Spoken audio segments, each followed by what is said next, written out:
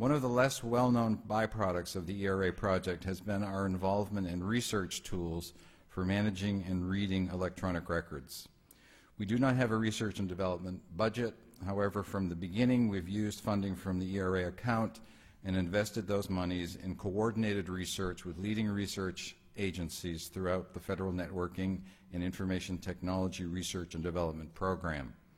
This has led to collaboration with some of the most innovative research being conducted at places like the Army Research Laboratory in Maryland, the National Center for Supercomputing Applications at the University of Illinois, and more recently the School of Information and Library Science at the University of North Carolina, and Chapel Hill's Renaissance Computing Institute, which draws on talents of 7 universities and institutions in North Carolina, including Duke, UNC, and NC State. The Society of American Archivists recognized the excellence of this group at UNC in 2008 with the presentation of the J. Franklin Jameson Archival Advocacy Award. Without the involvement of the National Archives, federal information technology research would not be focusing on tools that are useful to archivists. Last year, we formalized our research activities by creating a new unit called the National Archives Center for Advanced Systems and Technologies, or NCAST. Ken Thibodeau is directing that group, and they will focus on how to move cutting-edge research in computer technology, applied linguistics, into tools that can be used by archivists. Some of those tools are available for you to use today. The National Archives of Great Britain developed Droids, software that will tell you what software created a particular file. NCAST and the Army Research Center are developing novel methods which today identify over 70 file types not recognized by Droids.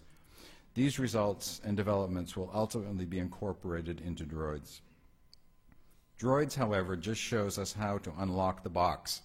It doesn't tell us anything about what's inside the box. In a separate project with Georgia Tech, we're developing software that will identify what types of record we have opened. Is it a letter? Is it a memo? Is it a document associated with a nomination? Or is it a commendation? This is the first step towards an intelligence system that can look into those 200 million emails and weed out the lunch dates and give us ones that deal with policy. Last month, the National Archives delivered to the Senate over 170,000 pages of records from the Clinton Library for the Elena Kagan confirmation hearings. We did this in record time, but we did it with brute force. 16 archivists, 6 archival technicians, and a supervisory archivist put in over 6,000 hours on the job, working every Saturday and Sunday and Memorial Day. I hope that some of these tools will be ready for the next nomination.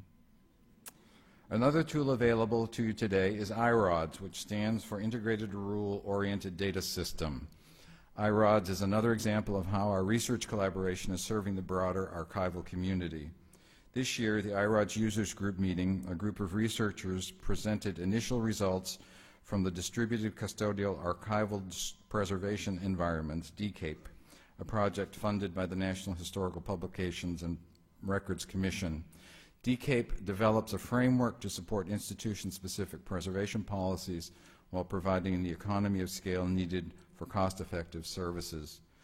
DCAPE relies on IRODS to implement those institutional-specific rules. Electronic records are just one of the challenges facing the National Archives. When I arrived last winter, I found an agency in need of a culture change to be able to exist and thrive in the digital age.